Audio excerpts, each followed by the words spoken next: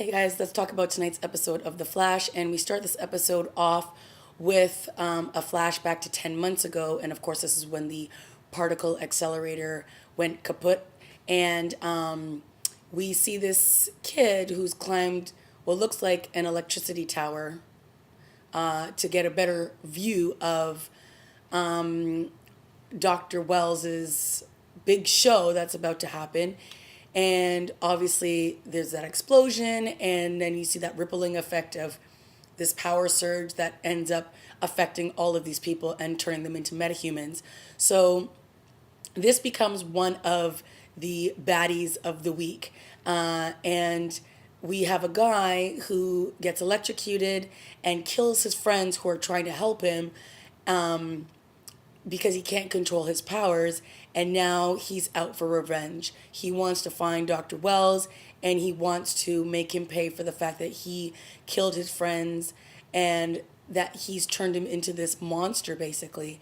And, it's a very interesting concept that he has, because when he comes up against Barry early in the episode, he's basically he uses his hands to like electrically charge Barry, but what it does is it siphons his powers, so it removes all of Barry's flash speed abilities, and now he's just a regular guy like he was before everything happened that night. So this is an interesting episode because you quickly see that once Barry doesn't have any abilities, he's kind of like just a regular person who has to hide and cower away in corners and can't really be the hero. He can't really save the day up against these metahumans. So I thought that was a very interesting contrast to see who he has become.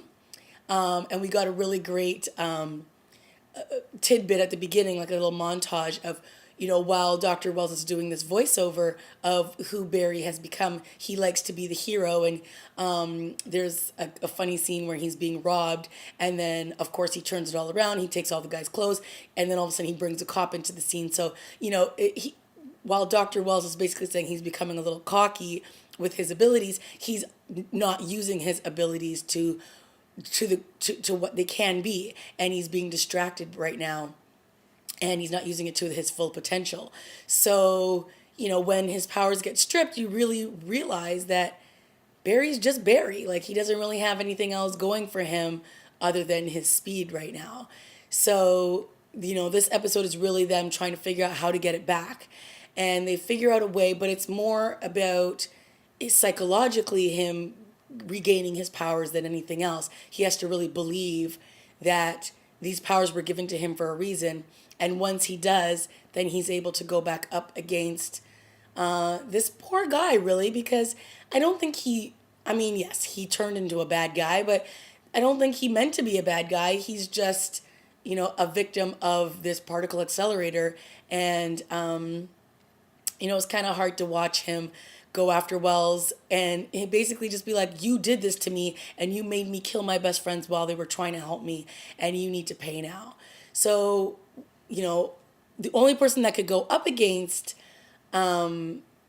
this character, this man with all of these electrical powers, was Tony from last week's episode, who they locked away in one of those, I guess, we're calling them their little prisons, their little pods that they've been locked away at Star's lab.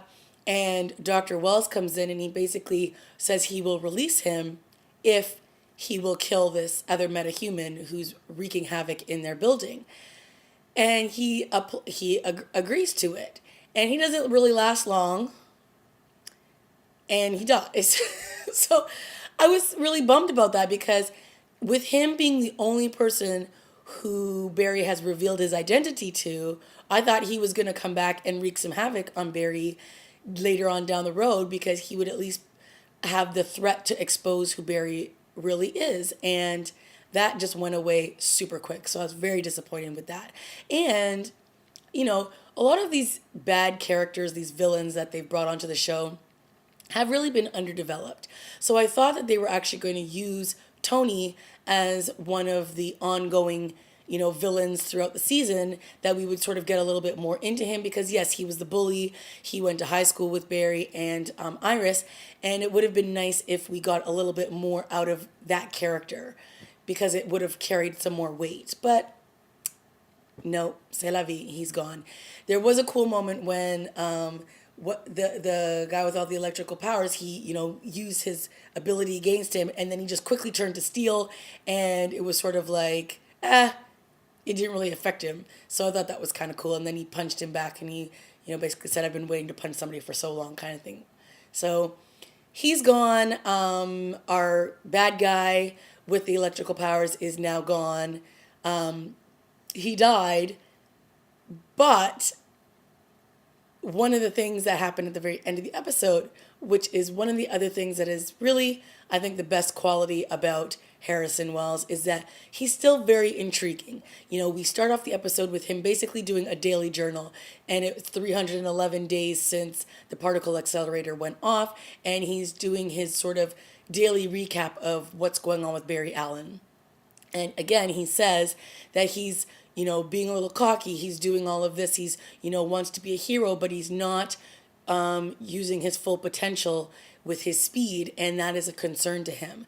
And, later on in the episode, he even says to Cisco that more than anything, he wants to be able to protect Barry. He needs him to be okay so that the future will be okay. And you get that he's really being protective of Barry, but you don't really get the scope of why.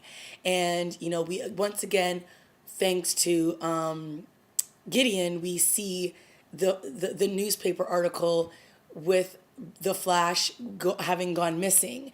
And, what does it all mean? And why is he so adamant that, Barry get up to speed, so to speak, as quickly as possible? What does this mean for the future? And by the end of the episode, you get the feeling that Harrison feels better about the situation, and that he feels like, with Barry getting his abilities back, and realizing that what drives Barry the most and what is going to give him his most speed is the fact that he cares so much for people.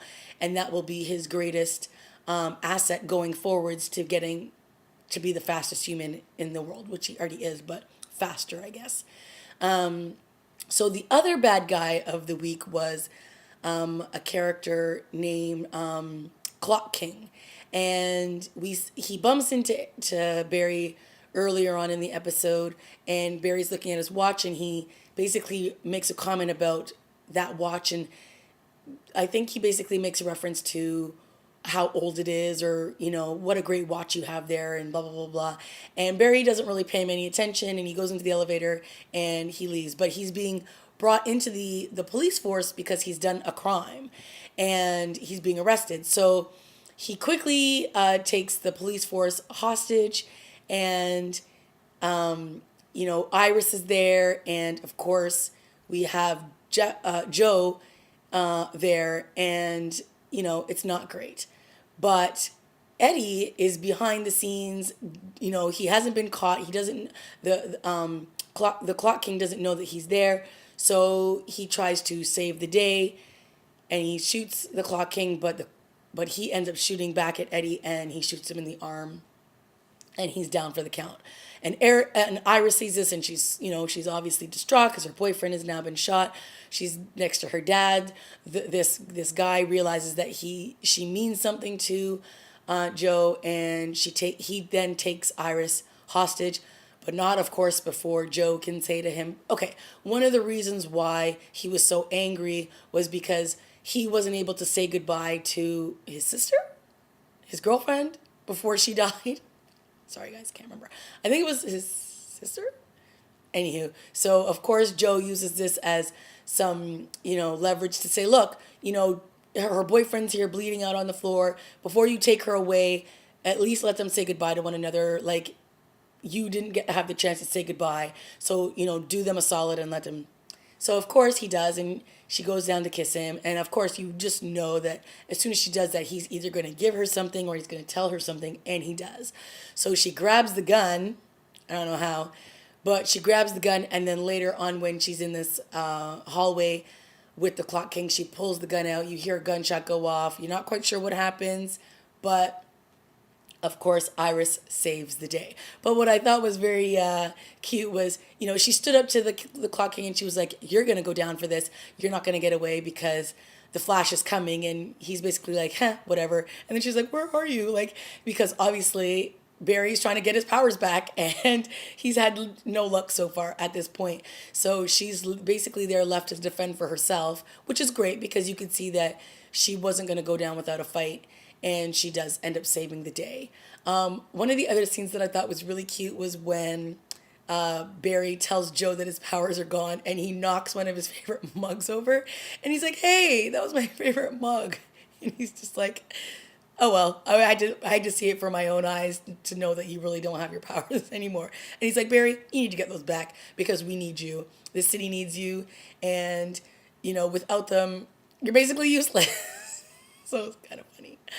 But yeah, Barry spent a lot of this episode kind of like really realizing how much he really does enjoy his powers and that he's basically half the man he is when he doesn't have his powers, and he's really dependent on them, and he's seen what he can do with them, and he basically wants them back. So when he finds out that Joe and Iris have been held hostage, he's distraught. He wants to get to them, but he can't.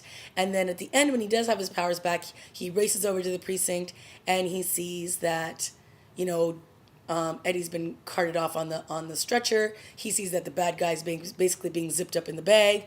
Or no, sorry, he's been handcuffed and he's walking off. And Iris and her father are sitting on the stairs, and he's just got this great sense of relief that he sees that she's fine. And, everything's going to be okay.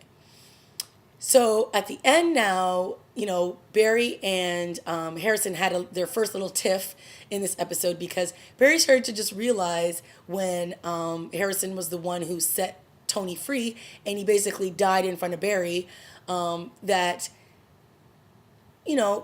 Harrison's basically out for number one. He doesn't really care about the humans. He doesn't really care about people as long as he's able to do all these experiments on these people.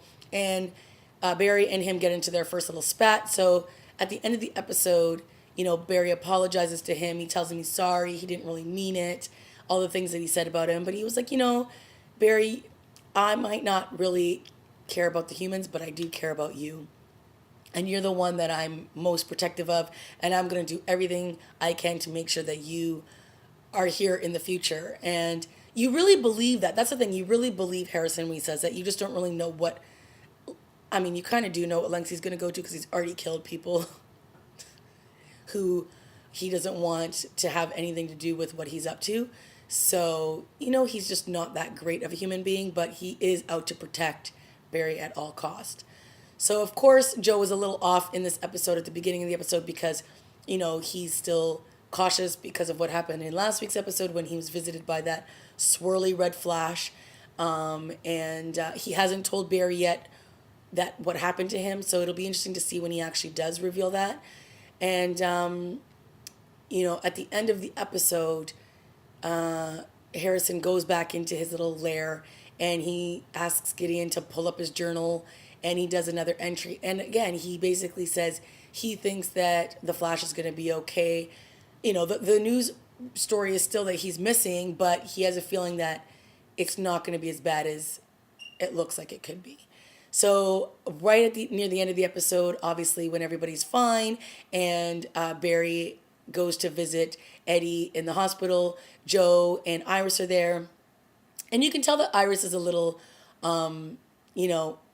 quiet and she's a little upset, obviously, because of what just happened. So she goes off to get a coffee. And this is, of course, when Barry knows he can go visit her as the Flash because he's got his powers back. And he's like, "I'm sorry I wasn't there for you today." And she's like, "Oh, now you show up." And she's like, "Well, it's all good. Sometimes a girl has to rescue herself," which I really liked. And then he says, "I won't be late again." And she says, "My best friend says that all the time and he's always late." And then he says, "You're worth being on time for." So I thought that was really cute. And once again, they were miles apart from each other, but I just feel like whenever the two of them are on screen together, it really works. And, I'm hoping that will translate over to her and Barry a little bit more.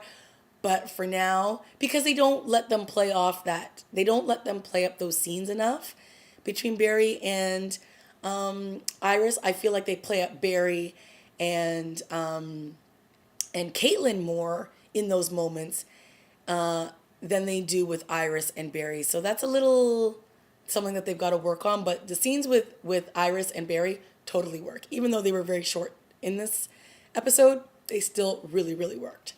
So yeah, I enjoyed this episode. I know that next week's episode is going to be really good because this is going to be the crossover episode between The Flash and Arrow. It's going to be a two-night episode, 2-night crossover, which is going to be really cool. I can't wait to see what they do. And yeah, let me know what you guys thought of this week's episode. Again, I think that they did a better job with the villain, or not villain, but the case of the week with the bad guy. And I'm hoping that they will, start to flesh out these villains a little bit more. I really was hoping that they were going to do more with Tony, but wasn't meant to be. All right, guys, that's it for me. I'll see you next week. Bye.